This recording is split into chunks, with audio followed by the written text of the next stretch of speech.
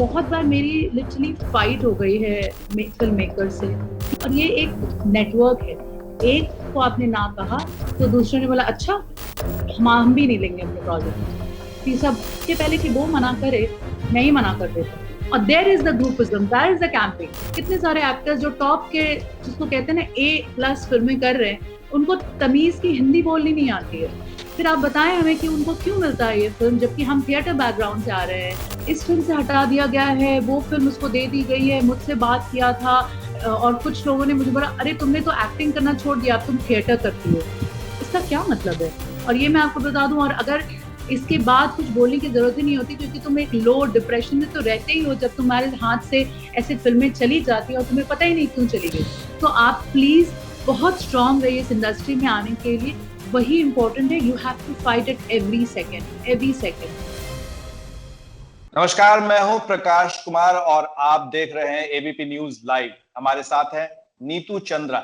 नीतू चंद्रा जो फिल्म जगत में आई हैं बिहार से, कमर्शियल फिल्मों में पहली महिला है। लेकिन इनका सफर जो है वो बिहार की राजधानी पटना से शुरू होता है, देश की राजधानी दिल्ली जाती है, फिर वो माया नगरी मुंबई जाती है। यहां तक वो ठहरती नहीं है, यहां के बाद वो फिर साउथ इंडिया की ओर रुख करती है और यहां भी नहीं ठहरती है। यहां के बाद सीधे वो 7 समंदर पार लॉस एंजल्स चली जाती है। तो ये जो हमारी खूबसूरत परी है बिहार की, नीतू चंद्रा, उनसे सवाल पूछते हैं। दरअसल बात इस करना जरूरी है क्योंकि बिहार में एक गजब एक हादसा हो गया मुंबई में, और जो हमारे बिहार के थे सुशांत सिंह राजपूत, उनको लेकर जो घटनाएं को लेकर के जो बातचीत हो रही थी, सीबीआई जांच की, इंक्वायरी की भी बात हो रही थी।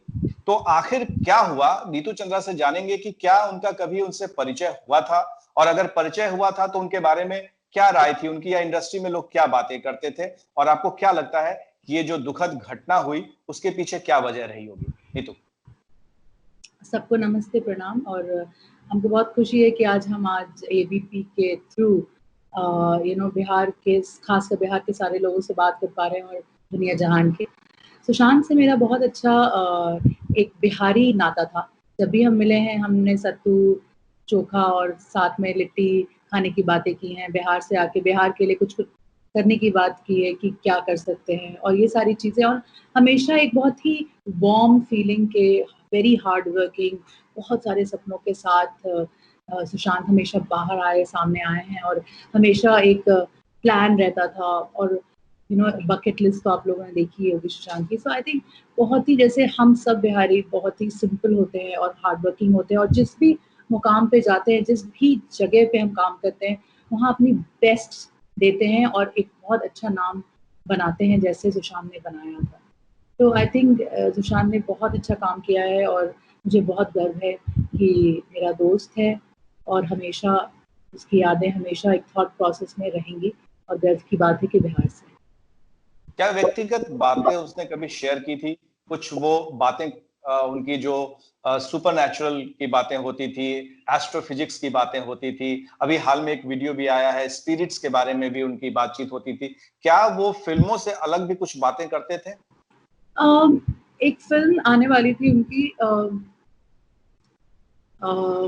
संजय पूरन सिंह चौहान के साथ, जिसमें वो नासा के लिए तैयारी कर रहे, 7 समुंदर पार की एक ऐसी स्टोरी थी जो, जिसमें वो हमेशा एक प्रिपरेशन में रहते थे, एक डिफरेंट वर्ल्ड में रहते थे। और संजय पूरन सिंह चौहान एक नेशनल अवार्डेड डायरेक्टर हैं, जिनके साथ ये प्रिपरेशन होती थी। और अक्सर मुझे लगता था कि ना वो एक शांत एक ड्रीम दुनिया में रहता था, जहाँ पे वो अपनी ही चीजें बनाता था और अपनी ही एक अलग कहानी लिखता था।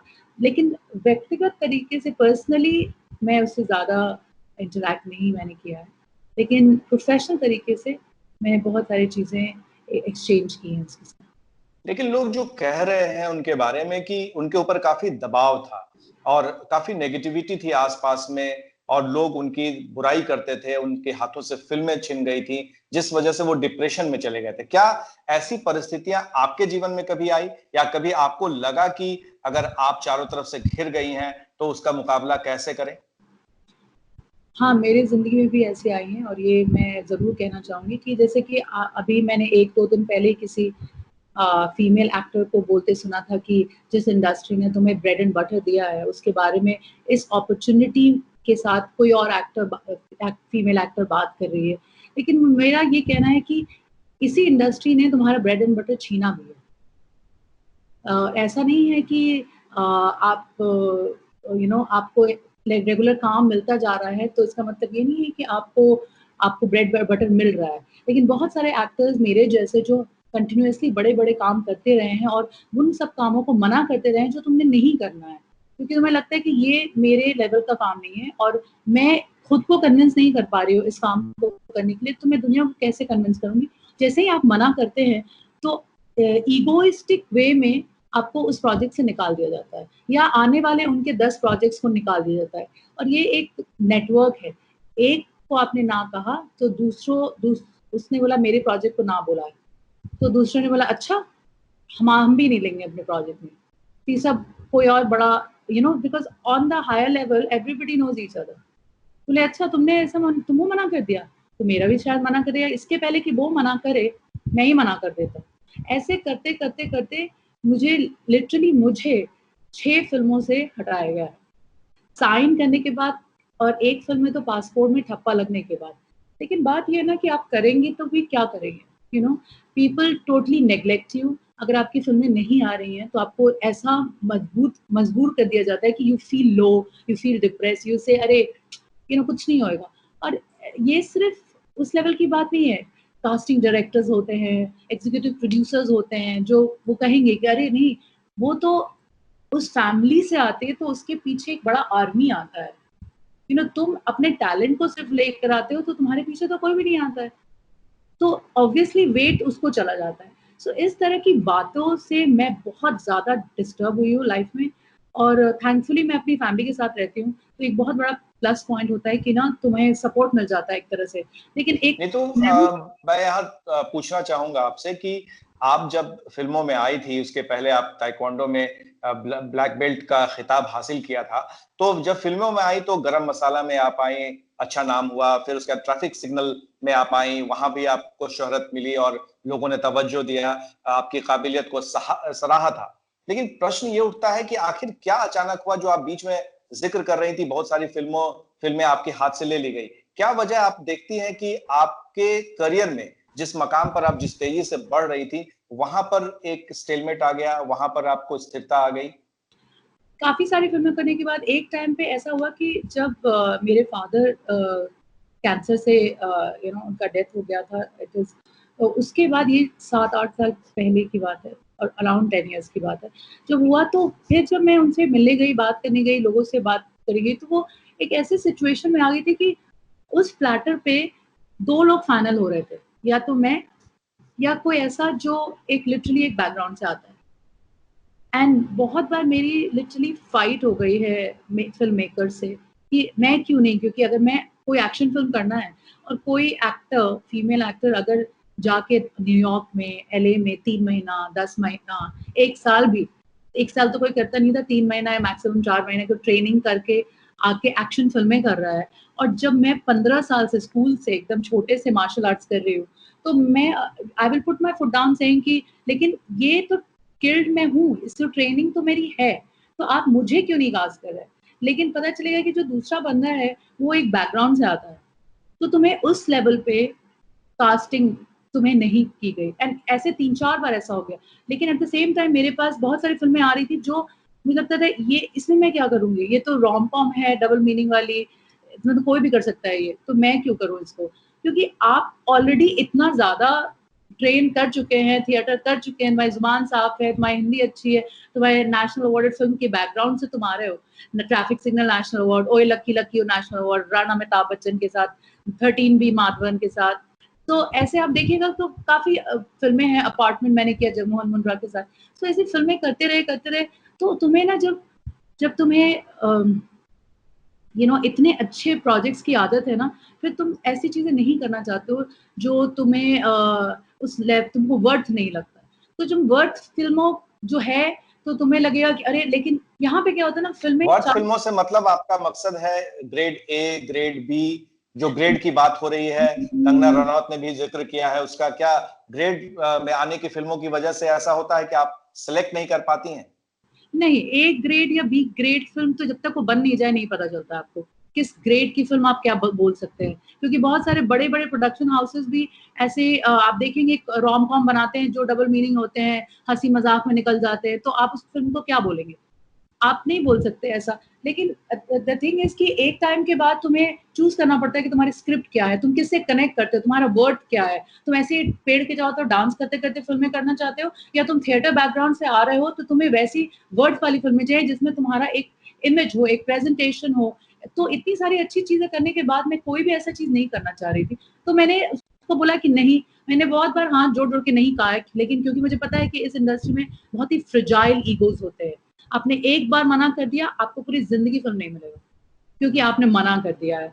और आपको और इस इंडस्ट्री में जब लोग आउटसाइडर होते हैं तो वो तुम्हारा करियर चलाते हैं, ना कि तुम कुछ बोल सकते हो।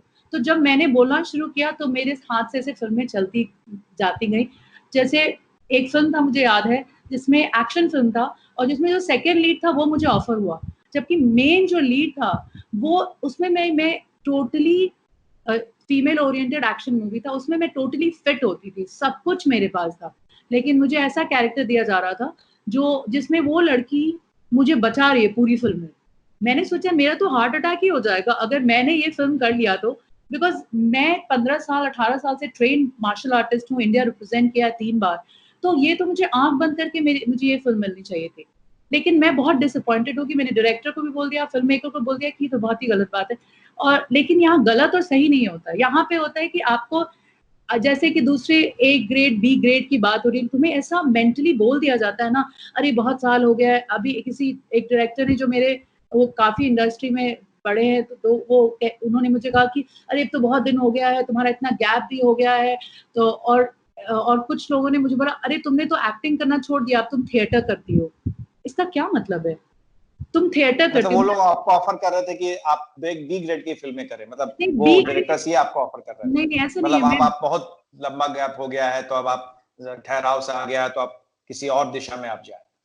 नहीं नहीं, ये बात मैं बिल्कुल भी नहीं कहूंगी। बी ग्रेड ए ग्रेड जैसे मैंने आपको कहा कि ऐसा कुछ नहीं होता है। स्क्रिप्ट जब जैसी भी होती है उसके हिसाब से क्या आप मकसद था चूज उनका करते कहने का हैं। कि आप उनके लंबे कहने समय का आपके फिल्म में? उनके कहने का मतलब कि बहुत बहुत गैप हो गया नीतू, अब तुम एक्टिंग तो तुमने ऑलमोस्ट छोड़ दिया, तुम थिएटर करती हो। ये बात मुझे आज तक समझ नहीं आई कि तुमने एक्टिंग छोड़ दिया है या कहना कि तुमने बॉलीवुड में फिल्म करना छोड़ दिया है। ये भी सच नहीं था, क्योंकि मेरी दो फिल्में रेडी है रिलीज के लिए। अब एज एन एक्टर मेरा काम है काम करना, मेरा काम नहीं है ये रिलीज। भी टॉर्चर होता है, लगता है कि ये सब बातें जो है टॉर्चर करती हैं, तनाव देता है? बहुत ज्यादा ये टॉर्चरस बातें हैं। जब तुम्हें बोला जाता है अरे तुम्हारी तो फिल्म ही नहीं आई है इतने दिन से, अब तो तुमको ना ऐसा करो, तुम कैरेक्टर रोल कर लो। लेकिन मेरी फिल्में मैंने तो किया है, वो रिलीज नहीं हुई। जैसे 2 फिल्में हैं मेरी, एक का नाम है भगवान भरोसे भारत, जो रणदीप हुडा के साथ है, और वो नहीं आई। एक दूसरी फिल्म है शूटर, उसमें श्री शेट्टी सर है, परेश रावल जी है, ये भी नहीं आई। मैंने तो अपना काम कर दिया, लेकिन चूंकि वो आपको स्क्रीन पे नहीं दिख रहा, तो आपने कहा कि अरे तुम्हारी तो फिल्म ही नहीं आई है। और फिर मैं एलए में जाके काम कर रही थी, मैं फिल्म प्रोड्यूस कर रही थी जिसको जो बिहार की पहली नेशनल अवार्ड फिल्म है। मैं इसी पर आना चाह रहा था कि आपने रुख किया था बिहार का, और बिहार में भोजपुरी फिल्मों की सूरत को बदलने की कोशिश की आपने। बिल्कुल जो भोजपुरी फिल्मों के बारे में एक जो बना बनाया सा एक रेपुटेशन बन गया है कि यहाँ पर सिर्फ अश्लीलता और फुहरता ही फैलाया जाता है, इसको बदलने की कोशिश की। आप बॉलीवुड से यहाँ पर भोजपुर में पहुंची, जिसको कहते हैं भोजपुरी फिल्मों में, लेकिन आपको यहाँ भी कोई खास सफलता दिख नहीं रही है।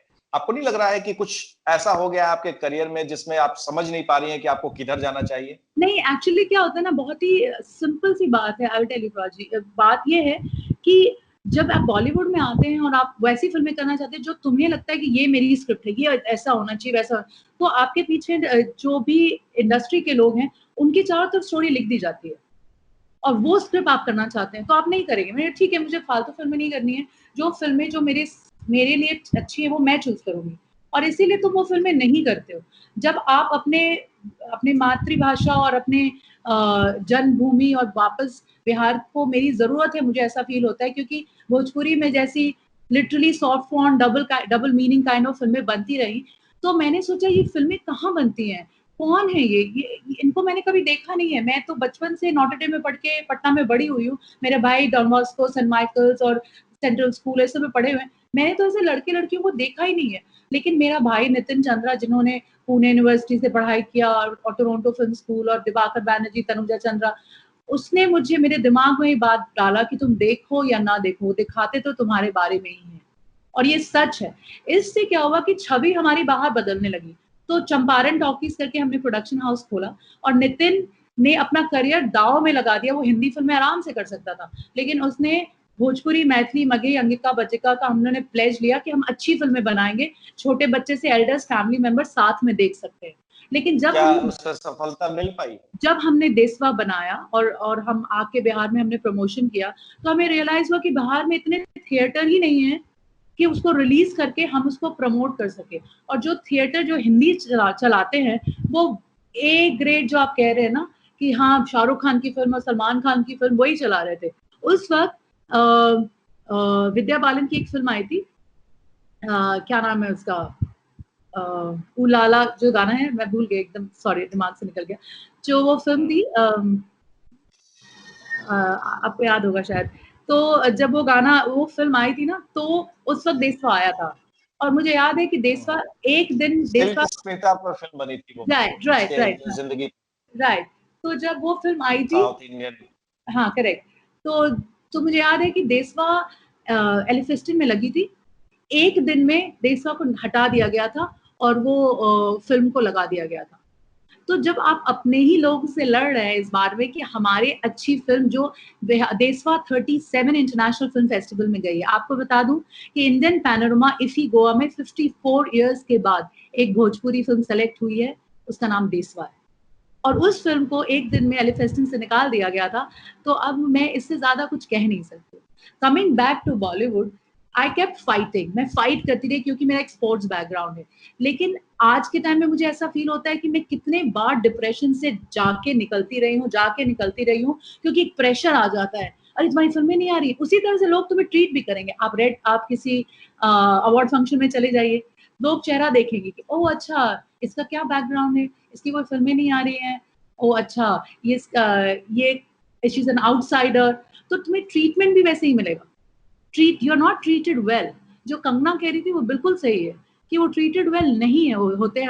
हम लोग छोटे जगह से आते हैं ना, तो खास हम तौर से जो आवाज उठाते हैं वो लोग, उनके खिलाफ अब में एक माहौल तैयार कर अब दिया देखिए, जाता है। अब एक दो चीज बताती हूँ आपको। हम छोटी जगह से आते हैं ना, तो हमको पैसे से ज्यादा रिस्पेक्ट, हमारी रिस्पेक्ट इंपॉर्टेंट है। हमको अपनी इज्जत बहुत प्यारी होती है। हमसे कुछ टू तराक करके बात कर लिया, खराब बात कर लिया, तुम्हें नीचा देख लिया, हम कभी बात नहीं करेंगे आपसे, क्योंकि हम ऐसा नहीं करते, इसलिए हम नहीं चाहते। अब सब कह रहे हैं अरे किसी का डेथ पे, ऐसी सिचुएशन पे आप ऐसा बोल रहे हैं, क्योंकि अब आप लोग, खासकर प्रेस मीडिया की तवज्जो हमारी तरफ हुई है।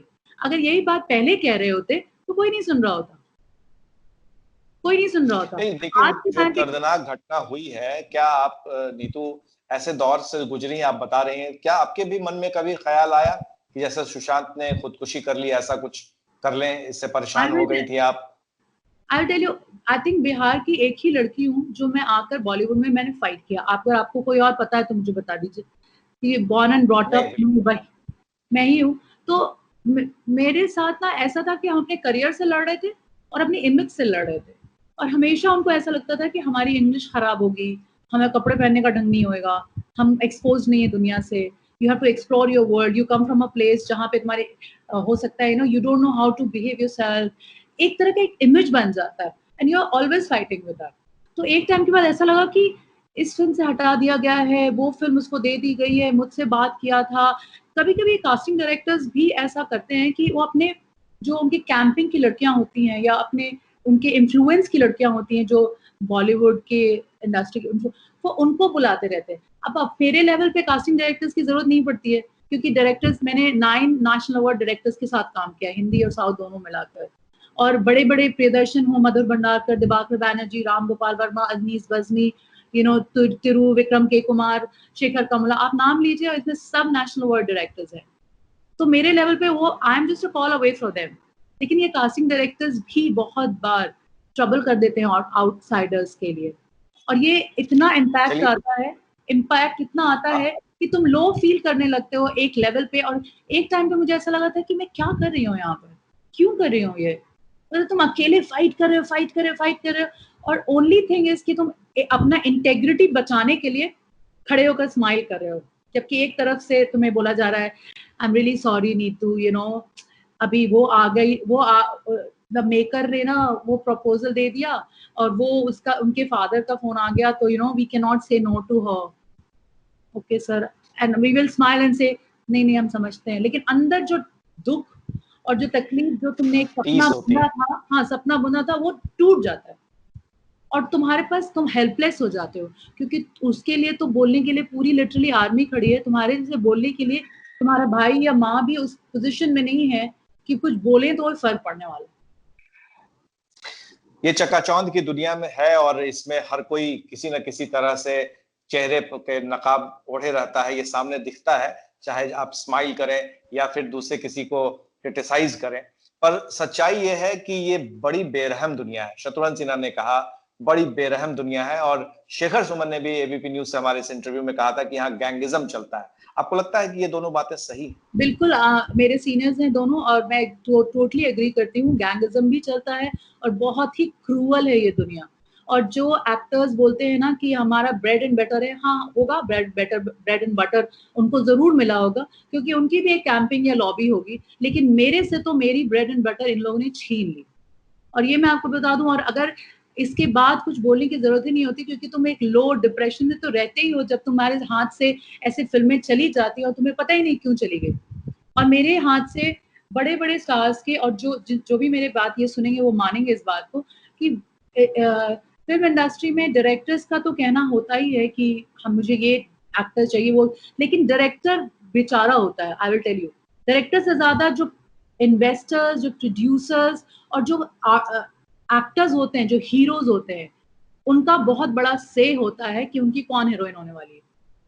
और there is the groupism, that is the camping, कि अगर किसी हीरो को कोई हीरोइन, चाहे उसकी 5 फिल्में फ्लॉप हो या उसके कुछ नहीं आता हो, हिंदी तक बोलना ठीक से नहीं आता हो, और उनको अगर उनको कास्ट करना है तो कभी नहीं बता पाएंगे कि किस बलबूते पे आप उसको कास्ट कर रहे हैं, नहीं बता पाएंगे। आप खुद ही जानते हैं कितने सारे एक्टर्स जो टॉप के, जिसको कहते हैं ना A+ फिल्में कर रहे हैं, जो आपने खुद कहा, उनको तमीज की हिंदी बोलनी नहीं आती है। आप 5 लाइन बात करके बताएं, फिर आप बताएं हमें कि उनको क्यों मिलता है ये फिल्म, जबकि हम थिएटर बैकग्राउंड से आ रहे हैं। आपकी हिंदी स्पष्ट में भाषा, जो हिंदी फिल्में करनी है ना, आप अंग्रेजी में बात करते हैं। You know, you will always talk in English and you think you're doing a Hindi film and then you don't know a single word of Hindi. Why?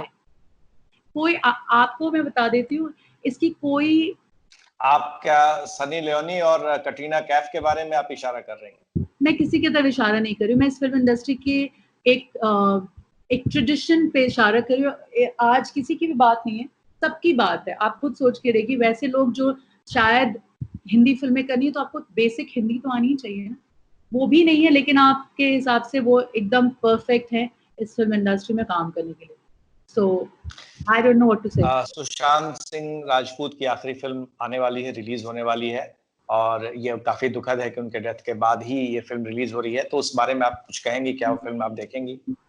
नहीं, ऑफ कोर्स ये बहुत ही दुखद बात है कि इतना टैलेंटेड, इतना अच्छा लड़का, इतना इतना मतलब, मुझे लगता है कि जितने लोग भी सुशांत को जानते होंगे वो कम से कम हफ्तों हफ्तों सोए नहीं होंगे सोच के कि ऐसा सच में ऐसा हो गया। तो ये बहुत ही दुख की बात है, और चूंकि सुशांत की फिल्म है, और एक ऐसा लगे, ऐसे ही जब मैं ट्रेलर देख रही थी तो मुझे ऐसा फील हो रहा था कि बस ऐसे ही हंसते खेलते और डांस करते निकल आओ बाहर, यू नो।